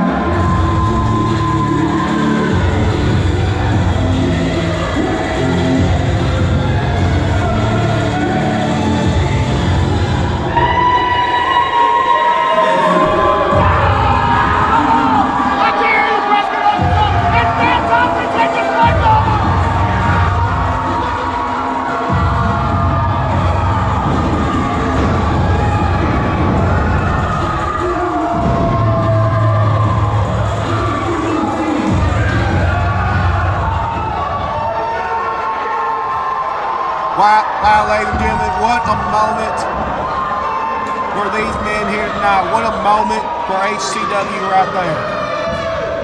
This could be potentially a very historic evening, or it could be a mighty downfall. This has been brewing for a very, very long time. Whether it's just been Eclipse and a former ally, or Eclipse and Joey Knight Jr. forming the brotherhood that they talk about, or whether it's the four-man combo that you see right there, with the additions of Kip Havoc and the arrogant prodigy Aaron Black. And it all boils down to this tonight, ladies and gentlemen. 4-on-4, 8-man tag team elimination. And about to make his way out here, ladies and gentlemen, the HCW Hardcore, and as you can see right there below it, the brand new FTWA World Heavyweight Champion, the Sandman, who has come under Carnage's possession by way of his skull. A skull that he had possession of, a skull that holds all of his power. Carnage got in control, got in possession of that skull, and thus now has possession of the Sandman. And speaking of Carnage, ladies and gentlemen, about to complete this foursome, there he is, the bad guy. First time we're going to be seeing him in action for a very long time. The Bishop and the HCW social media champion, Black Savage. We are about to go to war, ladies and gentlemen. Because there's a lot more riding on this than title opportunities. Yes, if Carnage wins, a member of Carnage gets an HCW International title match. Yes, if the establishment win, then two of their members get shots at the hardcore social media title. But it's about much more than that, ladies and gentlemen. Carnage took out the original third member of the establishment, took him out, ended his career. It has gotten very personal, just everything that has been building up between all 8 of these men for months and months and months. And the battle lines have been drawn, ladies and gentlemen. We see the stare down right here. Oh, bad guy. Telling Kip Havoc he's number. Here we go, ladies and gentlemen. Here we go. The battle lines have been crossed. And these 4-on-4, these 8 men just laying into each other. Whoa, there goes. I believe that was the Bishop that Eclipse just tossed out of the ring. And, well, I can't tell you what Eclipse told Sandman right there. But Eclipse and Joey Knight Jr. just unloaded on the Sandman. And the establishment have taken control of the ring. Bad guy working on Kip Havoc on the outside. And Aaron Black now. Joey Knight and Eclipse taking the fight to the rest of the Carnage members on the outside. Oh my goodness! Aaron Black sailing through the air right there, taking out the other 3 members of Carnage. My goodness, ladies and gentlemen. I don't even think the bell is officially. Oh my goodness, there went Kip Havoc. Face first in the ring post. I mean, pardon the pun, but it's complete carnage out here on the outside. And finally, we got a bell. We got a bell, ladies and gentlemen. The match is officially started. And how appropriate that Eclipse is starting this matchup. Oh my goodness.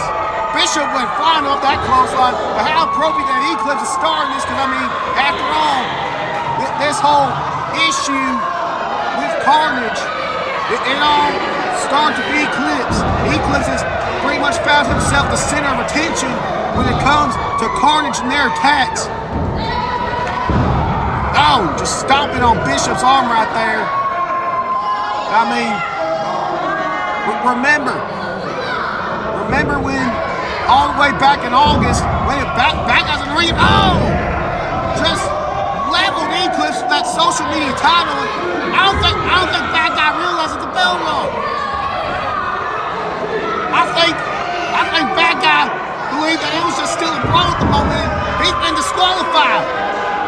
And already, the establishment are up 4-3 on Carnage. Due to some miscommunication.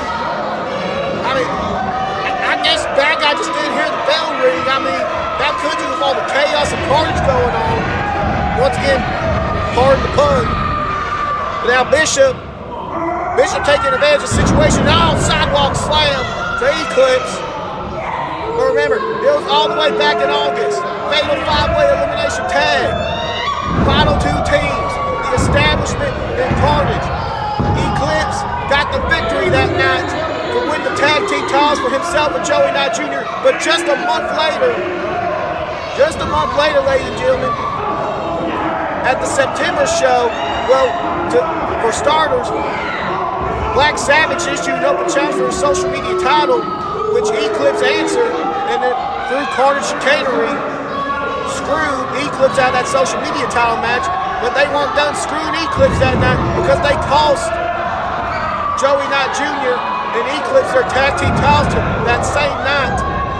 And month after month, ever since then, Carnage has always just tried to get one over on the members of the establishment. And then, of course, Aaron Black found himself involved in all this business because of his social media title aspirations, and Carnage always cut him off at the pass in those scenarios. So even though Aaron Black wanted to ride solo, he realized that, hey, if I want to find any success, I gotta join the establishment and help take care of this Carnage problem that we all seem to be having. And right now, Carnage is a problem for Eclipse. And my biggest concern for this 8-man tag team elimination match has seemed to be avoided for the moment. And clothesline once again by Eclipse, because Carnage knows how to take advantage of a numbers game. But right now the numbers are not in their favor. So as long as the establishment can at least, we almost had a big problem for Carnage right there, but Bishop able to get the shoulder up. But as long as the establishment can maintain at least a 1-man advantage over Carnage, I think they're going to be, riding safely in this matchup. But now Bishop and Eclipse exchanging shots back and forth. Who's going to be the first to give? Who's going to get the advantage here? Oh, it may be seen the Bishop. He's the first one on his feet. Oh! Eclipse, a little trick shot right there. Faked out the punch and then dropped to his knees. But Sandman getting in the ring.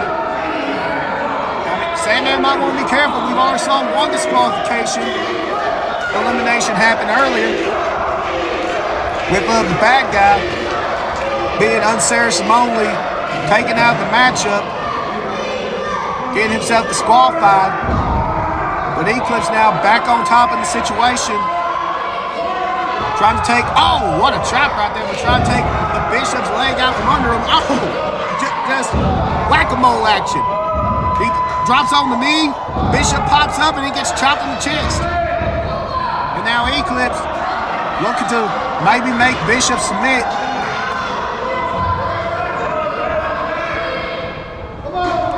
And yes, sir, that's where we find ourselves here right now. 4-3 is the score on the table. The establishment has the advantage for the moment. Can they maintain this? We shall see. I mean, Carnage definitely has the experience over the establishment when it comes to working as a unit. Has definitely been around a lot longer than the establishment. Now, Eclipse and Bishop off in the ropes. The Bishop taking down Eclipse right there. And now Bishop was going for the cover, but now just headbutted Eclipse in the chest right there. And now Carnage looking to take the momentum of this matchup into their favor.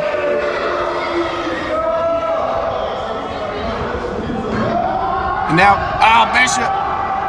Come on, ref. I mean, if you're Bishop, you might want to be careful because the referee is, he's not going to be lenient when it comes to the disqualifications and countouts as we've already seen. So if you're the members of Carnage, you might want to be careful here tonight for once. Now Bishop lining Eclipse up. Well, I think he's going for that spear, but Eclipse got him. Wait a minute. Bishop, roll him up. 1, 2. What? No. That was a 3 count. Eclipse is gone. The HCW International Champion has been eliminated.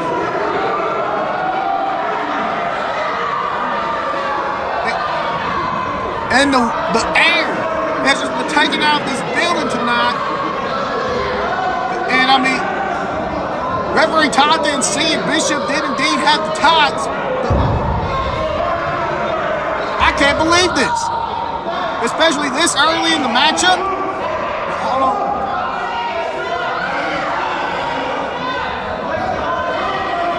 The establishment having a huddle here.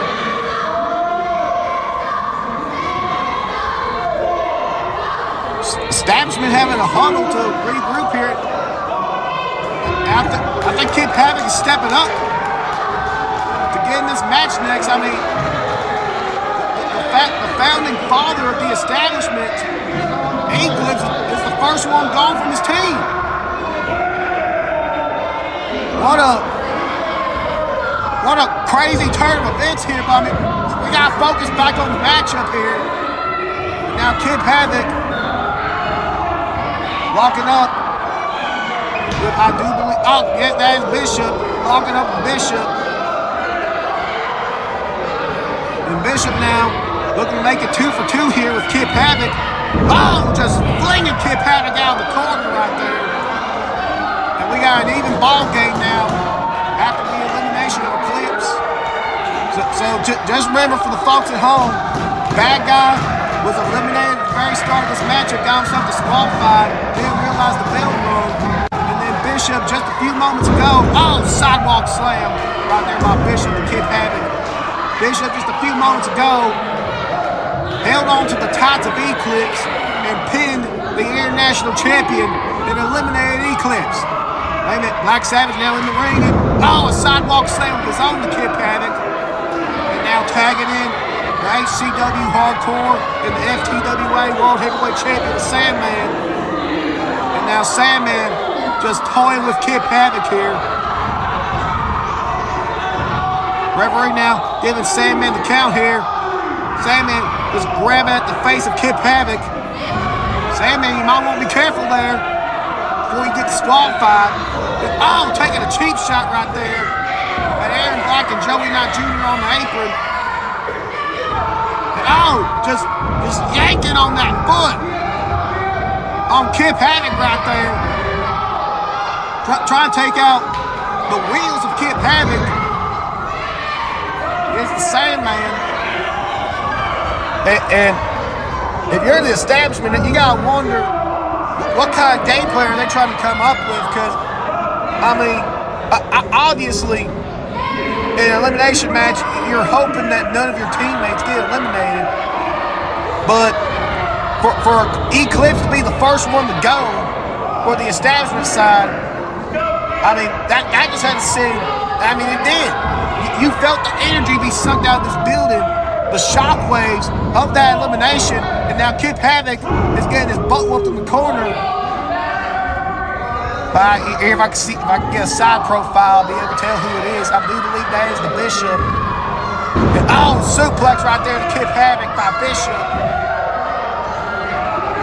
And man, that's just, oh, and now Bishop with a cheap shot to Joey Knight and Aaron Black. Yeah, I mean, that is just how quickly, ladies and gentlemen, that these elimination matches can turn the tide. You know, for a few moments it seemed that the establishment was going to ride this wave of momentum, and now Bishop, wait a minute. Well, we got a brawl once again, ladies and gentlemen. Oh my goodness. Joey Knight and Sandman just brawling all over the floor right there. We got Black Savage attacking Aaron Black in the ring. Neither one of these men are legal, ladies and gentlemen. I mean, does it even matter? Is senior official Todd just going to let, I mean, he was counting Black Savage right there for choking Aaron Black. I mean, just chaos all around. Now Bishop shoving Aaron Black out of the ring. I guess we're going to get back to the two leading competitors, which are Bishop and Kip Havoc. I mean, the senior referee Todd is going to try to maintain some order here for this contest. I mean, that's going to be very hard to do. Very easier said than done for this situation. I see Joey Knight grabbing at his eyes. I think Sandman raked him in the eyes while they were brawling. Aaron Black now trying to make his way back up to the apron. Oh, Kip Havoc! Flying shoulder block right there. Takes down the Bishop. And can he get to the tag to one of his establishment teammates? Which one is he going to tag? He tags in Joey Knight Jr., ladies and gentlemen. And here we go. The two big men of their respective stables. Sandman and Joey Knight Jr. And just remember a couple months ago, Joey Knight Jr. had a hardcore title match with Sandman. Sandman handcuffed Joey Knight Jr., started whipping him with a kendo stick, and pinned him. And yes, Sandman resorted to handcuffing Joey Knight Jr. just to beat him. Joey Knight Jr. has not forgotten that. Now Joey Knight Jr. taking over on the Sandman in the corner of those knees. And, splash, wait a minute. I like this part. I like this part right here. Brick House!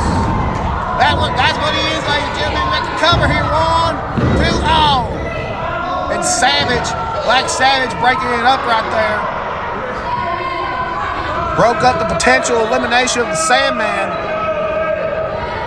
Joey Knight now trying to recover here and try to figure out what he's going to do next to potentially put the Sandman down. Joey Knight lifting up the Sandman. Oh, taking a shot right there. What's Joey Knight doing here? Oh my goodness! Big man went flying. Shotgun style drop kick right there to the Sandman. Dragging him off to the center. And Joey Knight in the cover. 2. But Sandman kicking out once again. Joey Knight, I feel like, Joey Knight just laying the shots in now on the Sandman. And I feel Joey's just trying to hit anything to finish this off as quickly as possible. Just laying in those shots right now on the Sandman. And Joey off the ropes. Got a splash! Roll through. Almost ran through. Senior official Todd, don't do that. And another splash. 1, 2. And a breakup right there.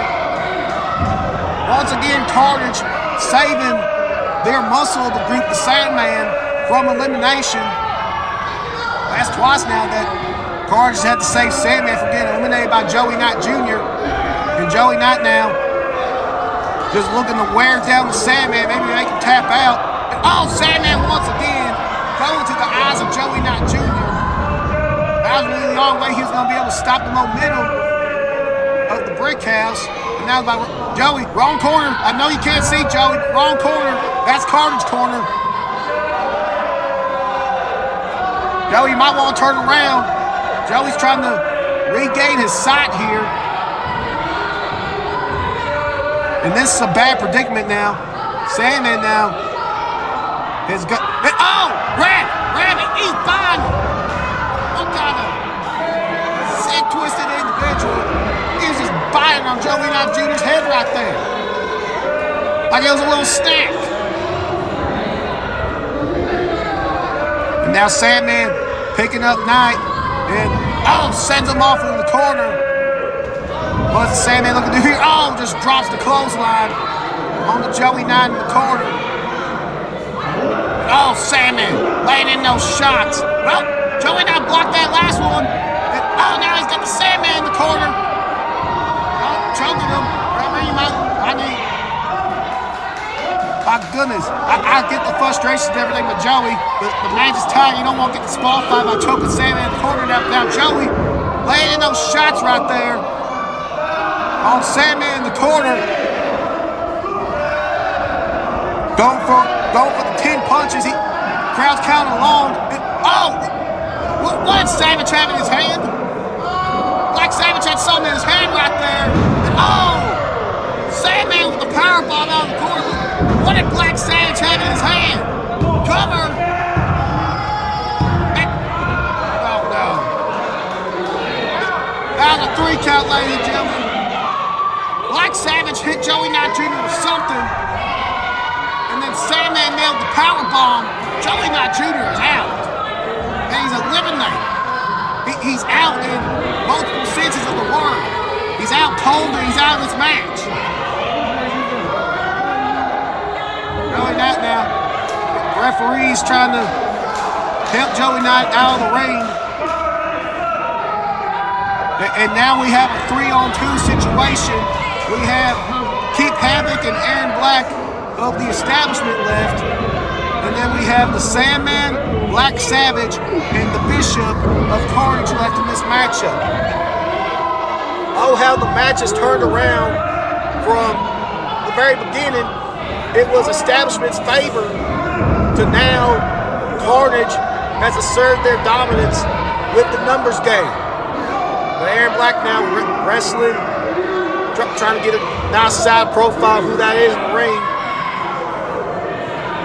I believe that is Black Savage that Aaron Black has in the ring. Oh, yeah, that's Savage. And Savage is able to reverse that and get a cover. But Aaron Black now back on top. But Savage out wrestling the speedster Aaron Black in this scenario. Oh, just stomping on his back. Now stomped to the side, and once again, and my goodness, ladies and gentlemen, the 2 newest members of the establishment are the final 2 representing the group. And Aaron Black now got to the rope right there. This is a very precarious position for the establishment. The momentum is not in their favor in any sense of the word. It's not in their favor at the current moment, and it's not in their favor just in the general outlook of this match.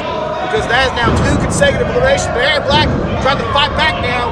That has been 2 consecutive eliminations on the establishment side. But Aaron Black fly clothesline right there.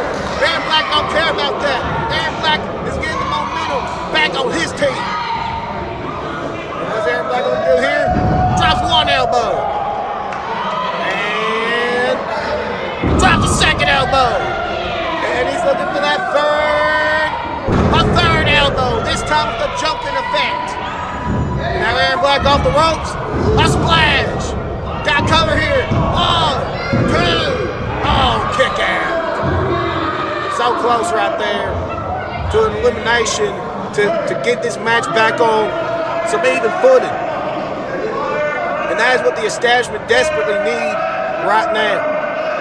Because in terms of the overall setting of the match, the momentum is just, ice cold. Because that is 2 straight eliminations against the establishment. Aaron Black looking to change that. Running knee in the corner. And now Aaron Black, fly clothesline. And just throws his adversary out the corner. Aaron Black now trying to get the crowd on his side. Hold on there. That's Carnage side. You might want to stay away from that. Now Aaron Black going into the cover. 1, 2. Kick out. What? They roll him up. 2. Close one right there.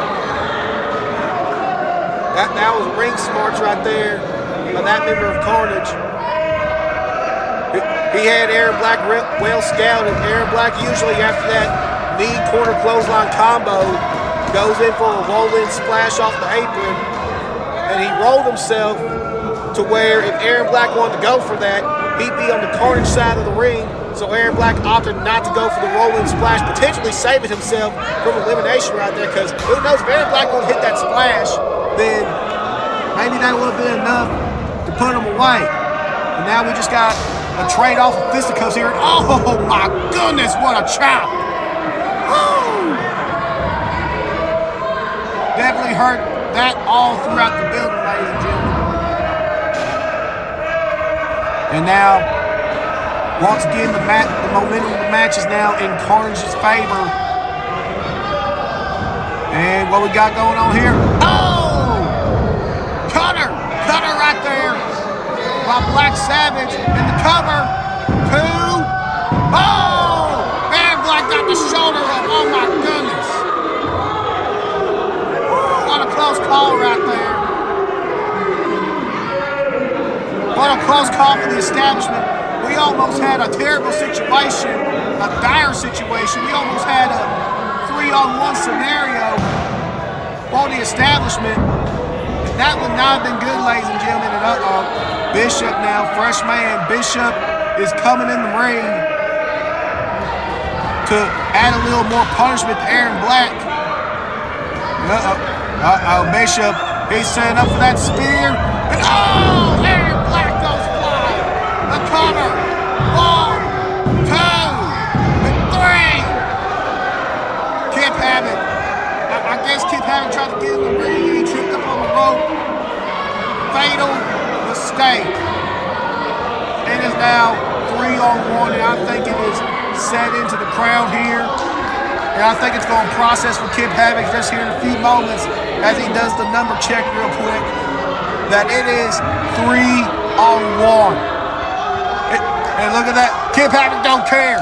Kip Havoc, he's going to fight these odds. He's going to fight these odds to the very end, ladies and gentlemen. Kip Havoc don't care about the odds. He don't care about the numbers. Kip Havoc is going to do everything. And look at Kip Havoc fight. Kip Havoc laying in the shots in. Kip Havoc is going to fight until the very end, ladies and gentlemen. And that man is just snuffed out the last bit of hope that the establishment had of winning this match. That may be it, folks. I mean, can't knock the kid for trying, but it's 3-on-1. It is 3-on-1 for Kip Havoc, and I mean, you can try to twist this story any way you can, but, and I hate to be the one to break it to everyone, but, you know, this ain't a Disney movie. Spear right there by Bishop in the cover. Well, it was nice for the establishment. Wait a minute! Kip Havoc kicked out! Maybe I'm wrong. Maybe this is a Disney movie. Maybe we are in the Pixar world. Kip Havoc kicked out. And Bishop argued with the referee. And now, tagging in the Sandman in. This is not good, ladies and gentlemen. The most sadistic member of Carnage is now lurking in the ring, is hunting his prey. Kip Havoc, he's arguing with the official about whether that was a 3 count or not. Say, man, you might want to quit that. I know it's 3-on-1, but still, you might want to put your food away as soon as possible here. And Sandman just driving Kip Havoc face first in the top turnbuckle right there. And I mean, how long are they going to draw this out, ladies and gentlemen? I mean, we know. I mean, we've seen it all match.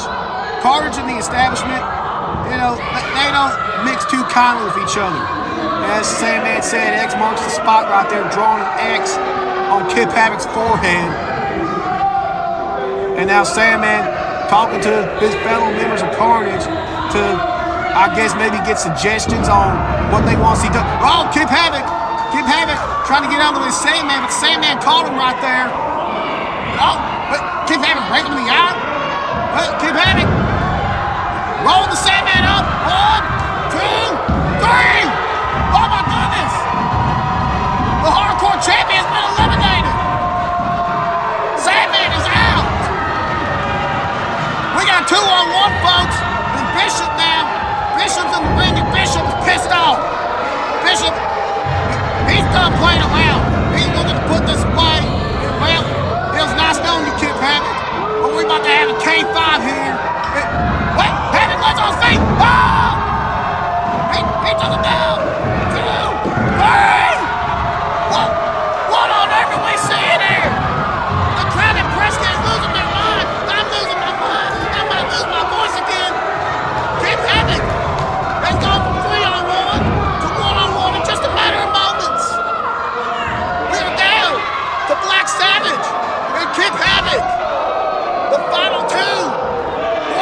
reach.